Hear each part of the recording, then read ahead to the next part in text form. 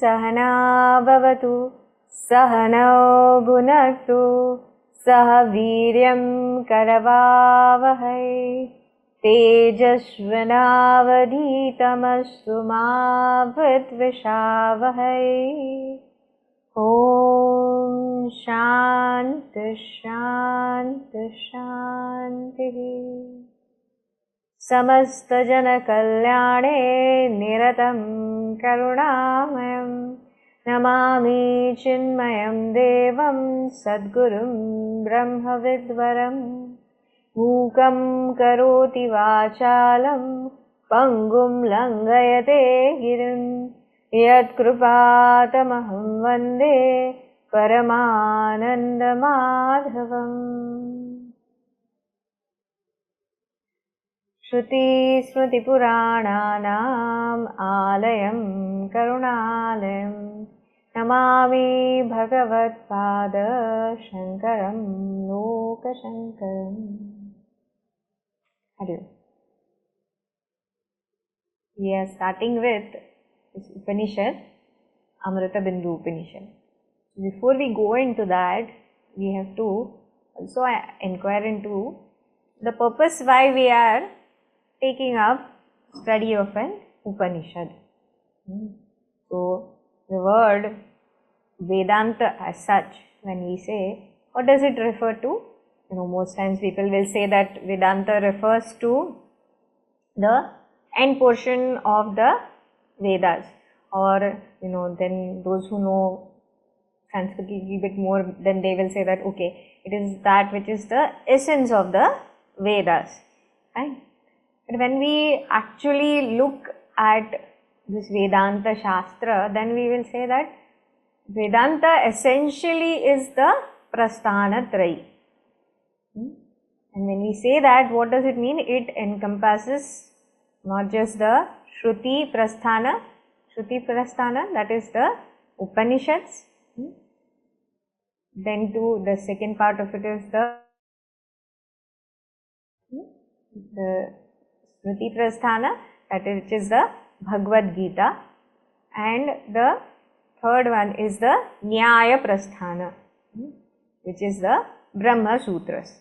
So basically the Shastra Granthas which have this, the big triad of the prasthāna trayī, which is Upanishads, Bhagavad Gita and the Brahmasutra. This is what comprehensively is Vedanta. So when we say this, you would want to know, okay, why in today's day and age will I go towards this prasthāna trayī or the study of the Upanishads? And there are so many other ways and shortcuts to various problems that we face in life. Then why now should I go to the ancient texts of the Upanishads? And isn't this a very long path, arduous path? So when we say this, we will say that yes, definitely life is full of problems, and when we say there are a lot of problems, they arise from various directions. What are these problems, you might say? Because you will say that I have AI as solution, I have ChatGPT as companion. Yes, sure, but this is what actually has brought about so many more problems. So when we look at problems, they are at various fronts. It might be to do with my health, it might be in terms of my career and ambitions, it might be in terms of even the relationships that I have in my life, or also to whatever I have set as the in my life. So when we say this, what happens is that there are very many problems, and with these problems also come the temporary fixes that we resort to. So when we say that the problems are changing, then you will say that with it the solutions are also changing. So how can I go back to such an ancient way of sorting out my problem? Why should I go to that which is very old, and it is also said to be Purana, right? We have the Puranas which are there, which are again ancient. So why should I look at Shastra for my solutions is what people ask most times. So when we say this, then we say that actually what is the problem that I face? It is not the changing kind of problems, right? But the one problem which is at the root of all these problems that arise in my life is that of ignorance. Ignorance of what? Ignorance of my true nature is what is at the base of all these problems that I face in life. So when we say that the cause being ignorance, the solution for that will be what? It will be knowledge alone. So as per my problem, the solution will also vary, right? So when the problem is that of ignorance, then the solution to that is also going to be in terms of knowledge only, right? So when the problem is that of darkness, the solution will be that of light only. Or actually what is darkness? Darkness is said to be nothing but the absence of light. So when you shed light, and there is where darkness itself will disappear. So too, when the knowledge arises, the ignorance will fade away. So here when zeroing in on our problem, and there where we are saying that the problem is not about the knowledge of the world, right? It is the aparavidya, right? That knowledge will give me solutions to the world related problems, but this knowledge, which is that para knowledge, which is the highest knowledge, will give me the solution to that which is the cause of the primary ignorance that I face, which is that avidya or that ajnana which is there of my true nature, that will go away only when I gain this Brahma Vidya or this Atma Vidya. You might call it Brahma Vidya, you might call it Atma Vidya. Both are referring to one and the same solution. So when we say this again, right, then you will say, okay, now if we have to get this, does that mean that I have to, and then further I have to etc. Won't that take a long time? Then isn't it fine that I remain in my ignorance? What is happening? Yeah? Other than those solutions that you say are temporary, I am fine only. Khao piyo moj karo is normally what happens in the normal flow of life. So too, whatever problems are there, I will face them. Yes, but till how long will I face this? And till how long will I postpone my happiness? That happiness which is actually available to me at all times is what I am keeping at bay by not knowing my true nature. And having understood this, then what remains to be done? Then all that remains to be done is to embrace this knowledge as my own truth, right? So if I don't start now, then what am I doing? Then what I am doing is only procrastinating and keeping that happiness away from me and resorting to but droplets of joys which are nothing but sorrows in disguise. So this is how actually I have to zero in on my problems and try to examine how long will I be happy with the temporary fixes that I make in life.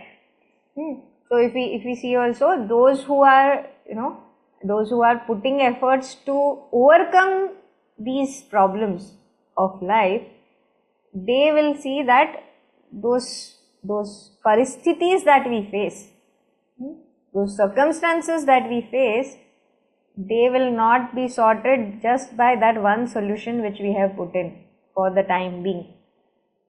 These paristhithis, these problems will persist in the long run, and therefore what I need is ātyantika-duḥkha-nivṛtti. Right? I want a permanent solution and not a temporary fix. Right? And this shokamoha nivṛtti is what will be the result of this attainment of Brahma Vidya, or this knowledge which I will gain through the Upanishads. Right? So when we say that the cause is ignorance, ignorance of what? Ignorance not of some worldly knowledge, ignorance of not, like how these days people are saying, okay, I don't know AI, and that's the biggest problem for me, right? So biggest problem is not that. This is part of what the changing world is, and these problems will keep arising. But the biggest problem actually is I don't know the source of my happiness itself, right? And this is the ignorance which I face, and if I zero in on this, if I inquire into this ignorance, then I will get that permanent solution which will end all my problems in life, right? Now, to understand this, we will go step by step further also as we go into this Upanishad. But then, we have to understand that why is it important that I have to see the result of this of this knowledge also, right? When we say that I have to gain this knowledge, isn't Śravaṇa enough? Isn't it enough that I just listen to some satsang or to discourses on a particular Upanishad or any kind of Prakaran Granthas, or where we say Bhagavad Gita? Isn't it sufficient that I just listen to these talks, etc.? Then we will say that no, sufficient. Why? Because I will gain through this is only the theoretical knowledge. I am not engaging in this pursuit of Vedanta just for some scholastic achievement. For that, then I should go and enroll in some kind of certificate courses and put it in my credentials. No, this is not what we are seeking. The aim of this webinar is not only understand this knowledge, but take active steps towards attainment of this knowledge, right? So in that process, what is prescribed by the Vedanta itself, or by the Vedas itself, or by the Mahatmas who have walked this path? What the Upanishads say is Śravaṇa, Manana, Nididhyāsana. This is the method of Vedanta. So first, not only we listen to the knowledge, and through this listening, through this depth in listening alone, will the awareness of my true nature come about for me. So that which I was not even aware of, right? That knowledge will come to the fore only when I do this Śravaṇa, right? And then further, after Śravaṇa, what is the next step? Śravaṇa itself is not sufficient. Until what?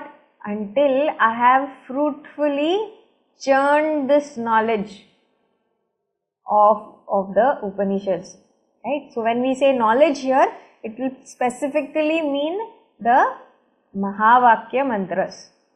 That mantra, that Mahavakya, which is telling me about that the Aikya of Atma and Brahma, or rather that of Jiva and Brahma, right? So when we say this, what is it? What is the purport of this Upanishad knowledge? It is the Jiva Brahma Aikya.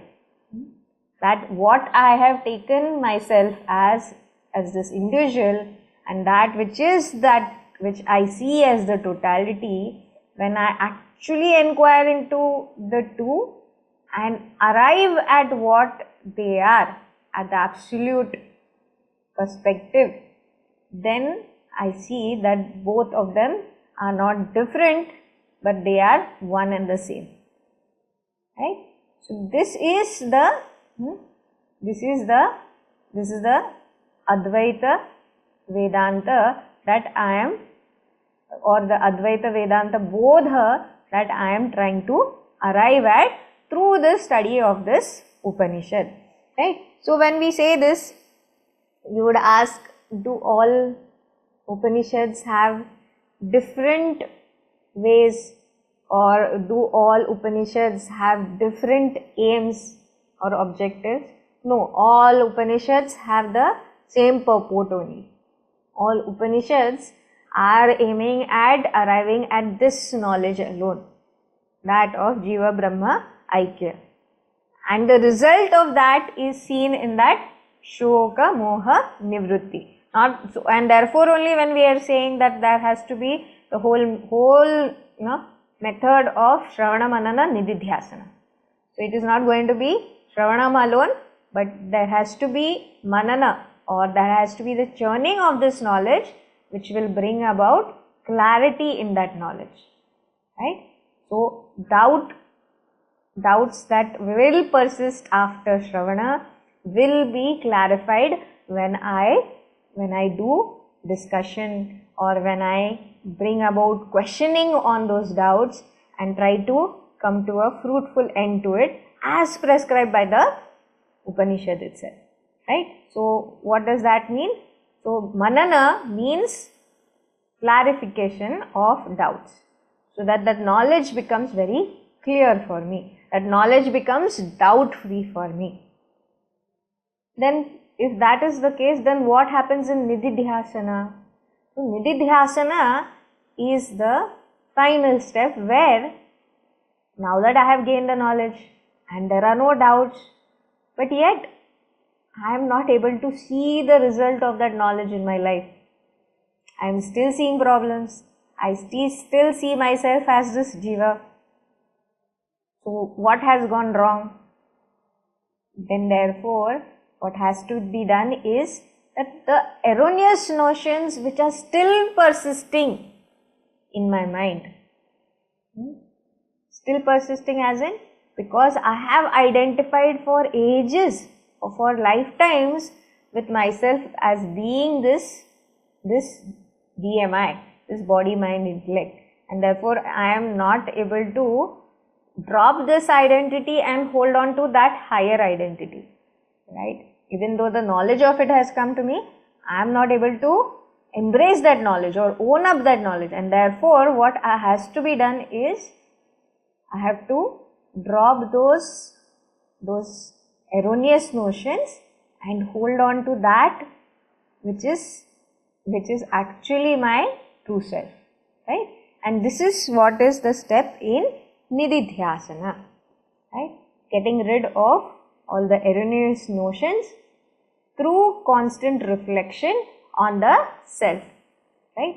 How will I do constant reflection on the self when I don't even know what is its nature, or that which is not very tangible to hold on to?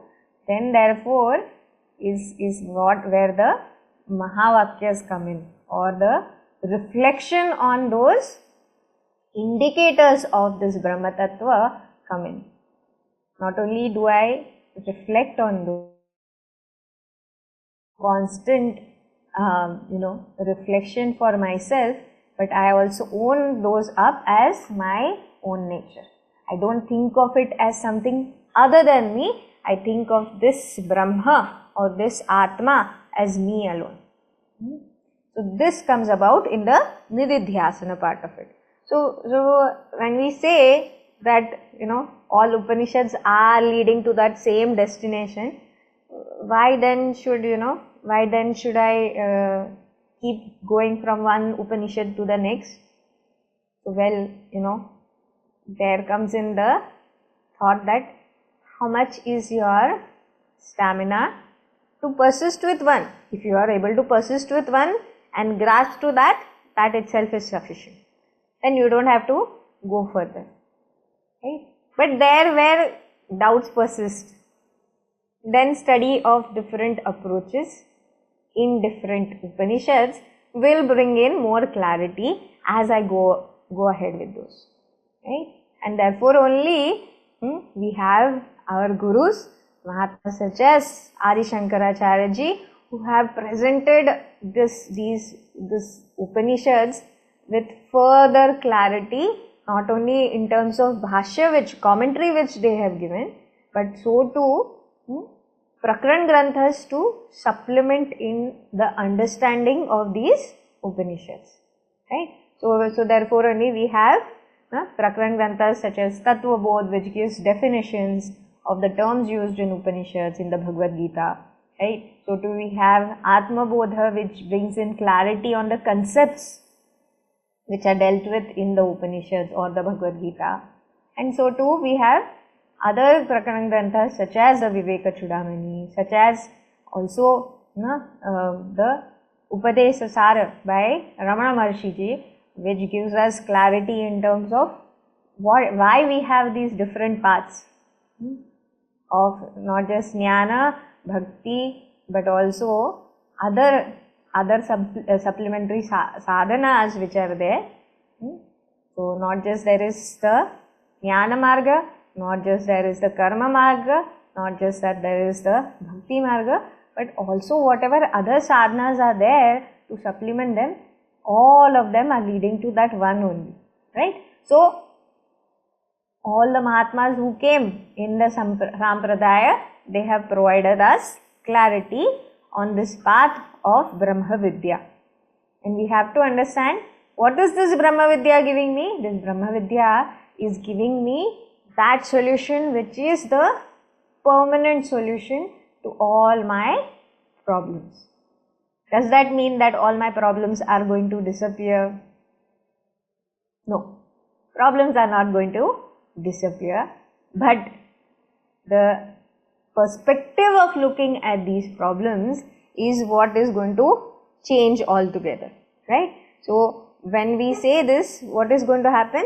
I am not just, not going to, am I going to put my head away somewhere or just keep on meditating so that, I don't even look at these problems which surround me? No. The problems will come, the problems will persist, yeah, right? As is the case in the changing world, things will change, things will, crop up as problems, but my perspective of looking that is going to change in that now I will not let these problems penetrate my thinking. Right? They are not going to disturb my thinking in any way, because I am now centered in that truth. So now, when I have gained this Atma Vidya, or when I have embraced this Vidya as my own truth, only then this will happen. Right? Where no longer I will think of myself as a victim, rather one who is in control of it all, rather who is immune to all of this. Why? Because now I am centered in that truth and operating out of that truth alone. Not looking for contentment outside, not looking for happiness outside, but operating out of that happiness itself. I will now have the perspective of being centered in the solution rather than centered or controlled by the problems around me. Right? So that is what will come about. So when we say this, right, we have to understand that some of us have been doing such study for some time now. We have gone through different texts, and then we are saying, oh, maybe that text was not good enough for me, maybe the next text will be good for me, etc. So when we say this also, again we have to have a rethink about it, right? Because it is not that the text has any problem, because what is the what is the objective of any of these texts, be it a Prakarana Grantha, be it the Bhagavad Gita, or be it the Upanishads?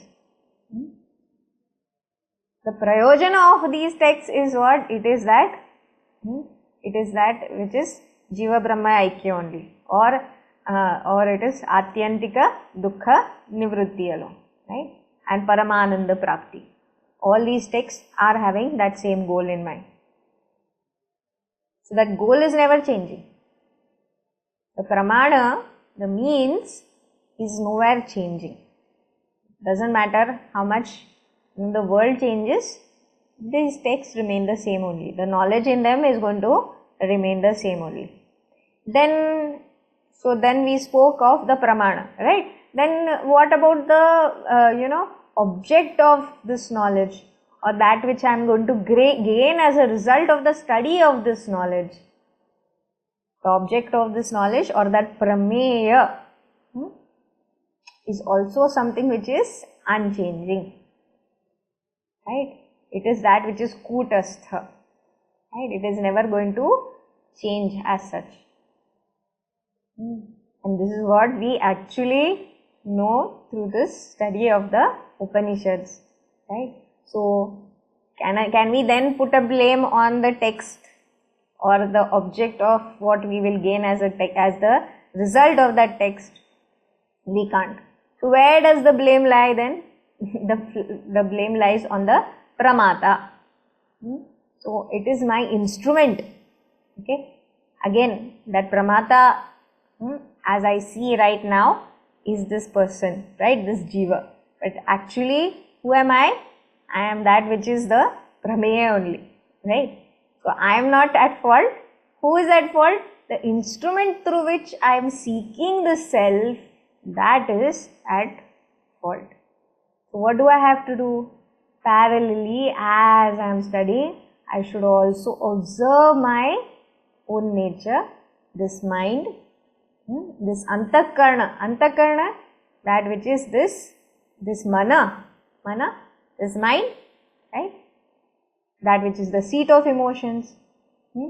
Then you have also the buddhi, that which is the intellect, which is the discriminative power within me, which is that which will empower me with this viveka shakti, right? So, not only the manas, but also the buddhi, so too my smriti, that is my memory, and my ahankara, right? So, these four components, what is that? Mana, buddhi, and smriti, right? Or the chitta, you might call chitta, same, okay? Smriti and chitta, same only over here, which is talking of the memory. At some points, this chitta might have some other meaning, but there where it comes, I will clarify that for you. So, right now when we are talking as chitta, we are talking of memory. Okay. So, what does the antakarna comprise of? You have the manas, the buddhi, there is the memory power which is chitta, and the ahankara, right? So, these four are what comprise of my antakarna. So, unless this, just as, whenever we are presenting ourselves to anyone, what are we doing? We are trying to see that we are very clean and well dressed, etc. Right? So, when we are presenting ourselves to gain this knowledge, to know whether we are eligible for it or no, what has to be seen? Whether, this antakarna has that kind of purity or no. You will say, what do you mean? You think I am impure? It is not that you are impure, but the amount of earlier samskaras which are there, right? Samskaras, those thoughts which I have been retaining for time immemorial, right? Which have come to me not just in this lifetime but through previous lifetimes as well. What is that going to do? It is going to make me unavailable for this Brahma Vidya. When I am retaining all the previous samskaras, then this vessel of mine, this antakarna of mine is not going to be available for this Brahma Vidya as such. When you will say, but am I not listening? I am listening. Am I not making notes? I am making notes. Then why is that? Yes, though it is getting stored, and though this knowledge is as such with me only, yet what has happened? Because of my earlier vasanas or what we call as samskaras, what has happened? I have forgotten my true nature, which is right now hidden from me, right? It is veiled from me, and therefore only we say this avidya is not that which, for which I have to acquire this knowledge from somewhere else. This avidya is like a veil which is covering that knowledge which is already in me. I don't have to do anything to gain it. In fact, what I have to do is I have to unlearn all that I have learned so far. So only when I make myself available to it, only when I am able to quieten myself by getting rid of all these other notions which I have built in me about myself, then only will I be able to own up that identity which I truly am, which is not separate from me, which has always been me, which will always be me also, right? So the whole aim of this study of gain that knowledge which is already me, right? So therefore we say that it is praptasya prapti, right? If we look in the world, how is it? If we look, I know I am using Sanskrit terms, and this is your first class, but if you are not understanding, I am trying to also explain these terms, so note those terms, okay? Try to, if these terms are new to you, right, note those terms, and then as we go along, again I will also refer to these terms further also, right? So when we say that it is praptasya prapti, what is it? It means that which already I have, I am gaining that again, or I am regaining that. Like how in the Atmabodh it is said, that swakanthabharanam, right? So that, the example or the analogy is given of how this person, this woman is looking for a necklace which she has lost. She had gone for some function and then, she has come back, and as she is putting everything together, right, whatever clothing etc. which she has changed out of and all, as she is putting everything together, she suddenly says, oh, where is my necklace? It was so precious and it has so many precious stones, and it has been given to me, over generations it has come to me, and now I lost it. And the whole household starts looking for it in the middle of the night, until a child who was sleeping suddenly wakes up with all the noise around them, and he comes and he asks, what is the problem? And then everyone says, we are looking for this necklace. And then he says, oh, isn't it that which is there on her neck? So what is it? Swakanthabharanam. So that which is already with me, I am searching for it all over the world. You will say, but I don't even know that my nature has got lost. I didn't even know that my self was lost. No. How am I looking for this happiness, or how am I looking for or searching for this self? Through the search of happiness. So whatever we do in this world, why are we doing it? We are doing it so that we become happy, right?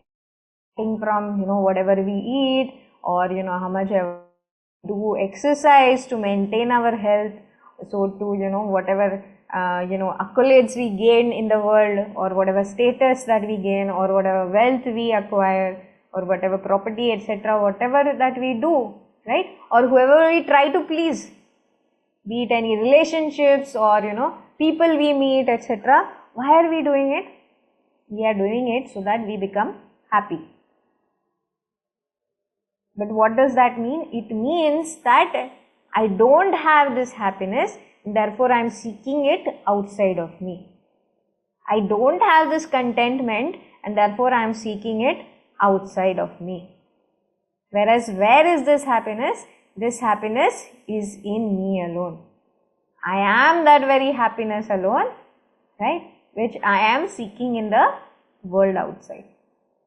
And this is where I am searching for myself.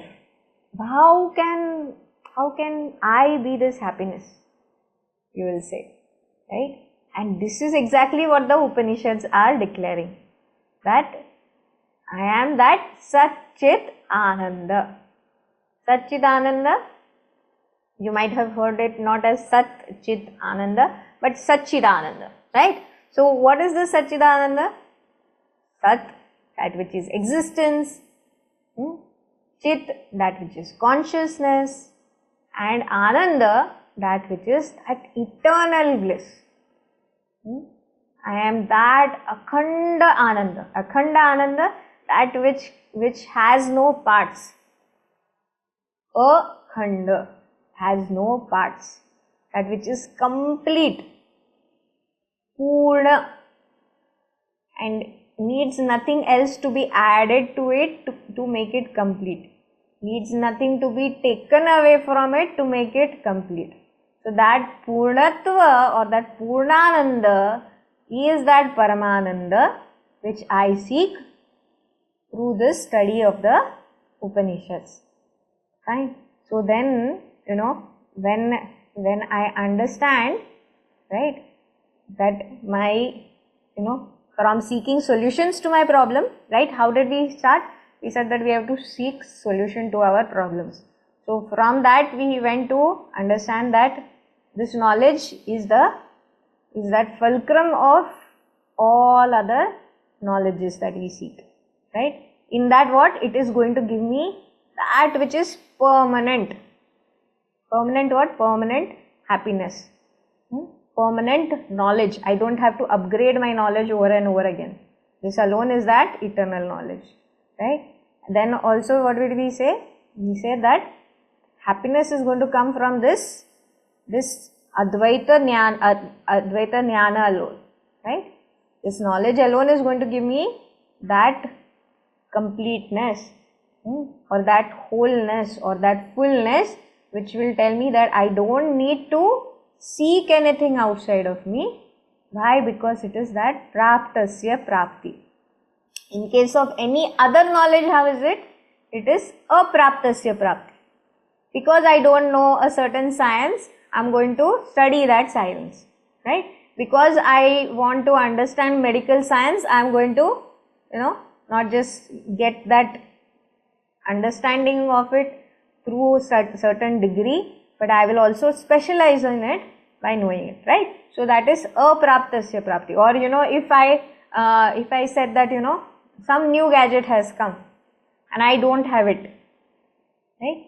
Then by gaining that, by buying that, what am I doing? Or by acquiring that, what am I doing? I am gaining that which I didn't have till now, right? And therefore then, or when I add to my name a doctorate or any other such padvis, what am I doing? I am adding to my qualifications or credentials, right?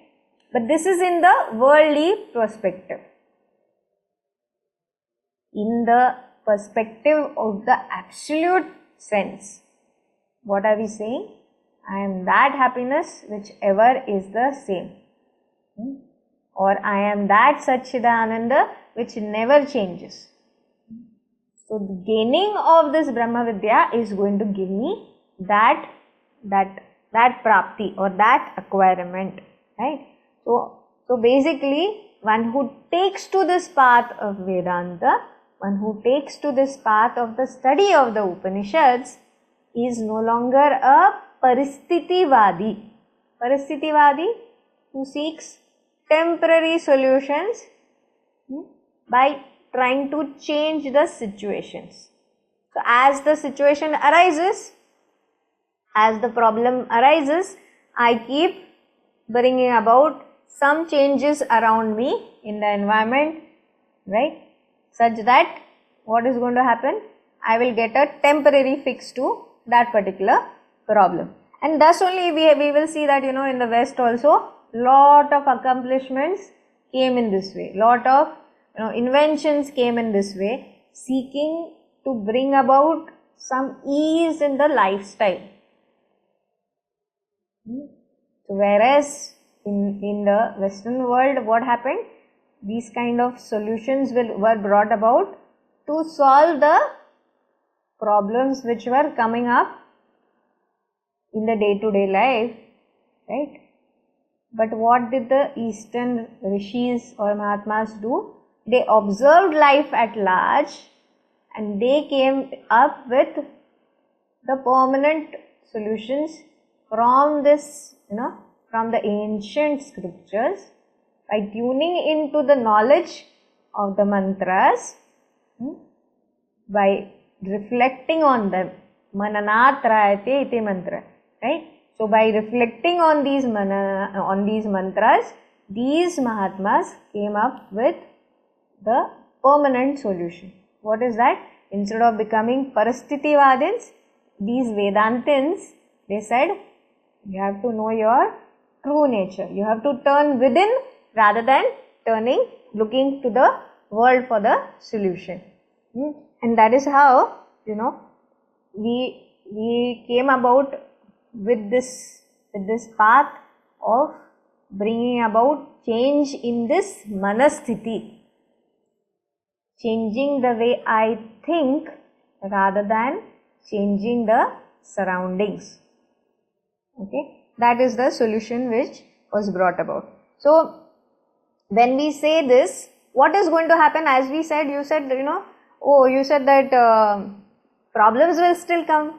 So how am I supposed to then, take to this solution? Why should I rely on this solution again? If you want to ask, then, you can say that by coming up to realize this solution, the nivṛtti margis, those who have overcome or gone beyond these problems, what have they come upon? They have come upon the method of one, as we go on this path, as we seek the solution to this path, on this path of knowledge, on the jnana marga, what are we going to do? We are not only going to strive to bring in purity in this system, but through this process alone, what will we do? We will, bring in the ability to avoid such kind of situations itself. So one is that, avoid those kind of problems itself. When am I in the problem? When I am going away from my nature, then I am in that problem, right? So avoid such kind of situations itself. And second is what? Even when the sorrows come, I have the art of remaining untouched by these sorrows. How? By being centered in that Brahma Vidya. By knowing that I am that truth, whereas all that is illusory alone. Now you will say, oh, that is too much to digest in the first class alone. Yes, definitely, but we are just taking an introduction of this. So not to worry, as we go along, we will see clarity on each of these facets that we are talking of right now. So when we say this, what is the path suggested by the Upanishads? It is that of, ahara shuddhi, whatever intake I am having, just as, to avoid, like say suppose I got a food poisoning. What will I do? First of all, I will avoid whatever caused that problem. So I will make a mental note for myself that no longer I will go after that kind of food, fine, so that in future I never get affected by such food, fine. So that is one, avoiding that problem itself. Then next is, whatever intake now I am taking, I will have in such a way that it will clear out that which has already gone in. So there is the ahara shuddhi. Then is, as a result of that, what will happen? I will gain some amount of purity. What we say is, actually, taking in certain kind of, to get rid of that which has caused that poisoning in me, what will I do? I will take some kind of detoxifying fluids within, right, or medicine within which will flush out all that went in which caused that infection. Fine. And I will also take, whatever medicines to supplement that. So what will then happen? Sattva Shuddhi will come about.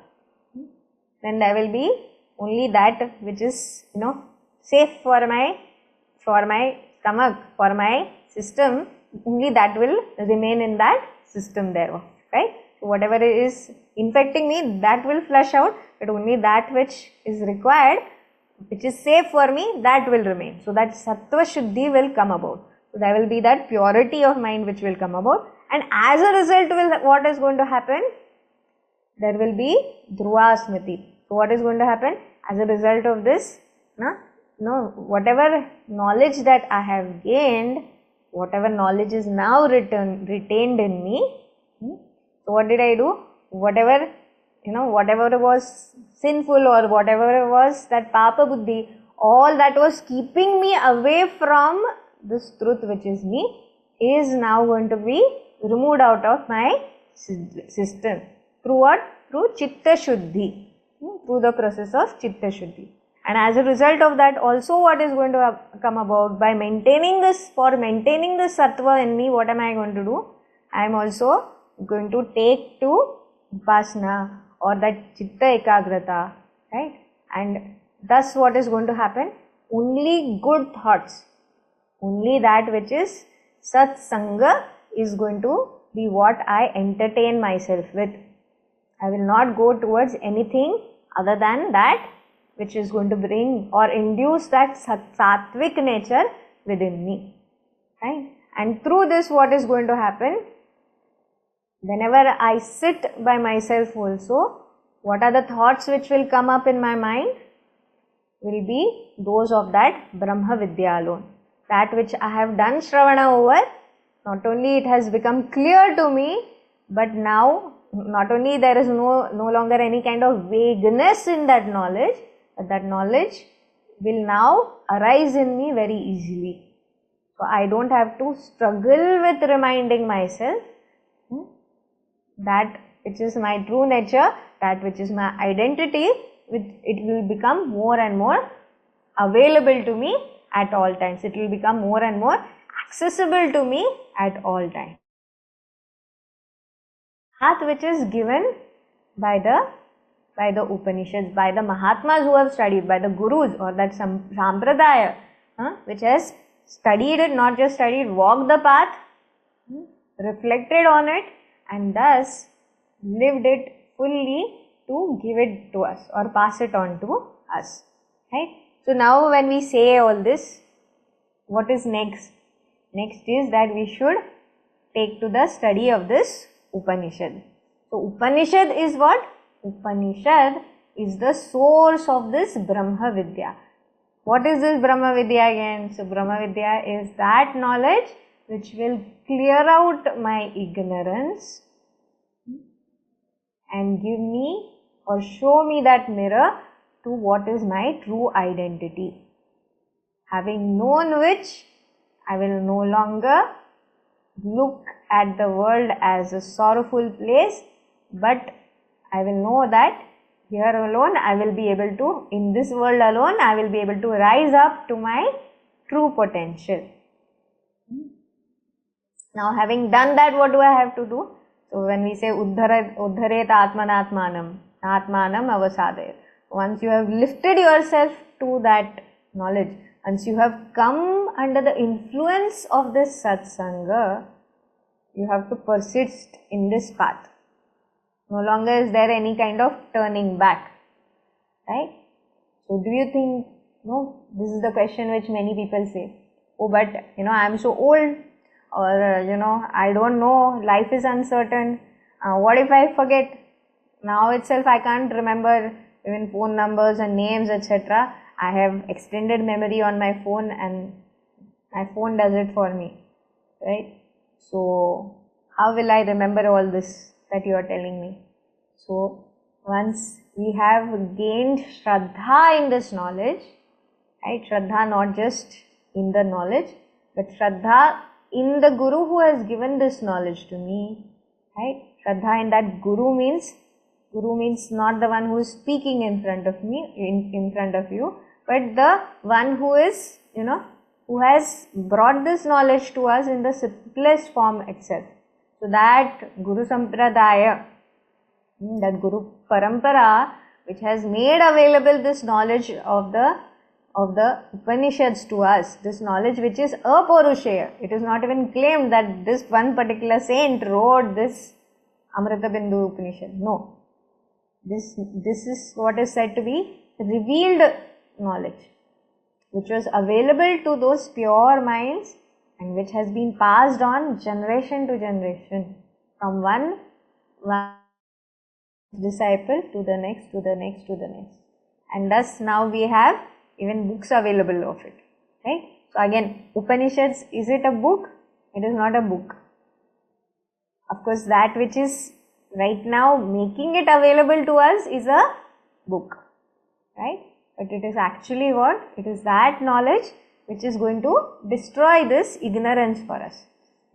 And how am I going to pursue it?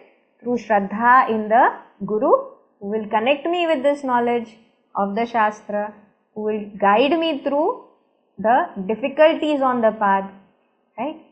And Shraddha in the Shastra itself, Shastra which will not only connect me with that highest entity, right, with that Paramatma or that Jagadishvara, right, or that Jagadishvara also is someone whom I have to have Shraddha in. So Shraddha in that highest power, Shraddha in the Shastra which connects me with that highest power, Shraddha in that Guru who will connect me with both the Shastra as well as that highest power, and Shraddha in myself. So this fourfold Shraddha or conviction when I have, I will definitely be able to pursue this path to its rightful end. And once this knowledge is mine, what did we say? It is praptasya prapti. So it was already mine. What am I doing? I am only reclaiming it, right? So what is going to happen? Will I forget ever again? I will never forget again. That is the promise of the Upanishads. That is the promise of Bhagwan himself when he says, Name Bhakta Pranashyati. Okay. So this is the greatness of this knowledge. So when we say Upanishad, right, and we say that this, Brahma source is this Upanishad, then can we be sure of it? Yes, we can definitely be sure of it. It is that Pramana itself, right? It is said to be that Shabda Pramana, which is handed down to us. So then we say, okay, so by studying this, we will gain the knowledge. Yes, we will. Then what is left to be done? So there are conditions which apply. So what are the conditions that apply? So when we say Upa means what? So that this word Upanishad can be broken down into three. It can be split into three. So Upa over there means not Uppa, not salt. Upa means that which is near, right? That which is near. Near to whom? Near to that Guru. So only, as we said, when we have devotion for that Guru, when we have Shraddha in that Guru, then this knowledge can become ours. So when we say also this Shraddha, does it mean that whatever that Guru says, I will blindly follow? No. The Guru is never saying that.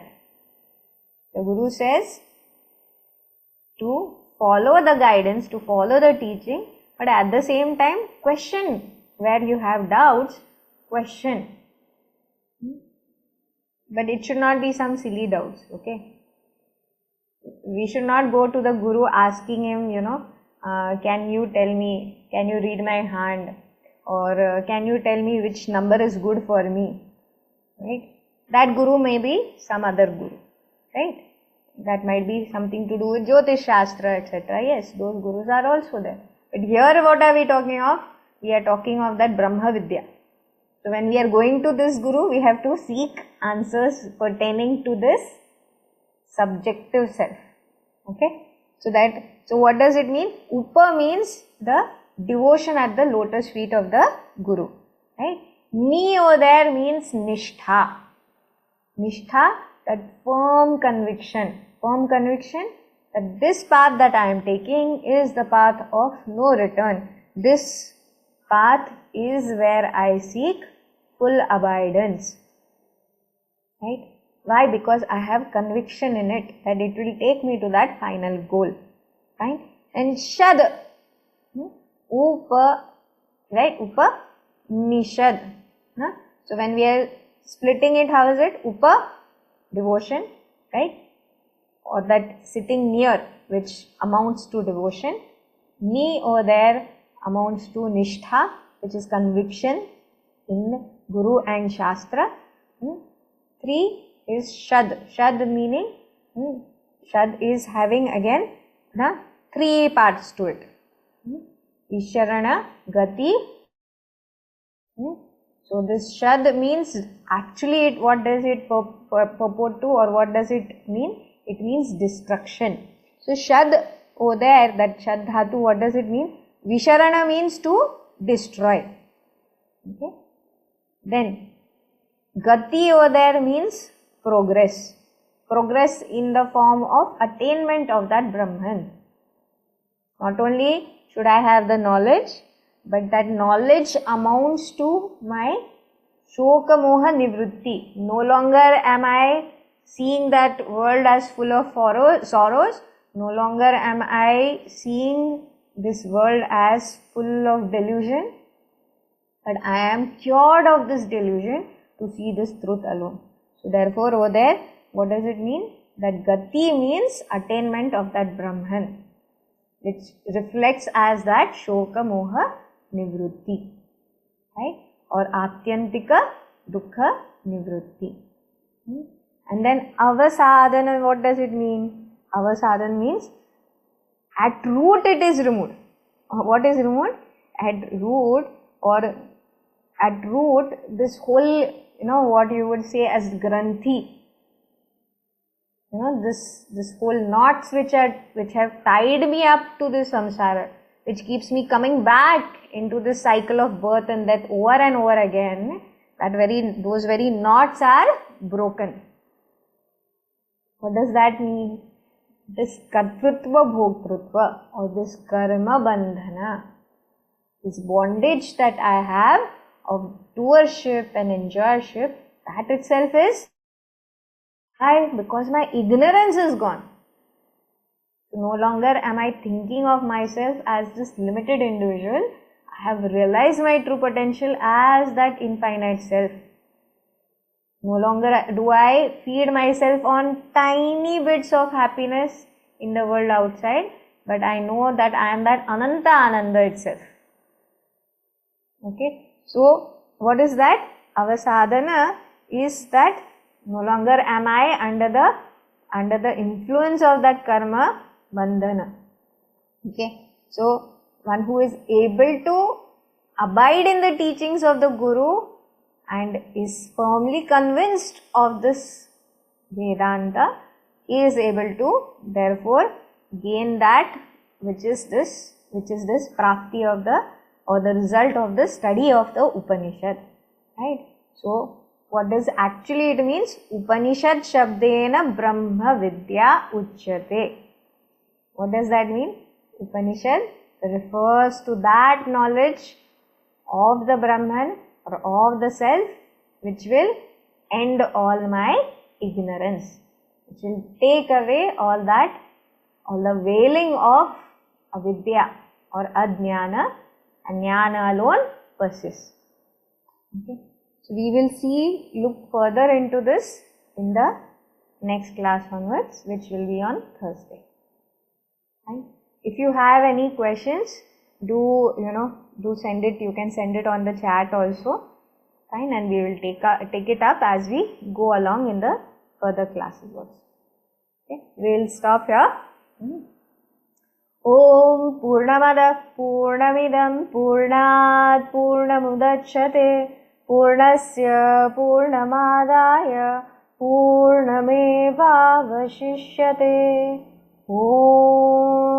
Shanti Shanti Shanti.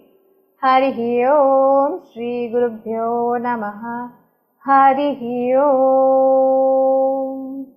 Loka samasta sukhino bhavantu. Loka samasta sukhino bhavantu. Loka samasta sukhino bhavantu. Hari Om. Thank you.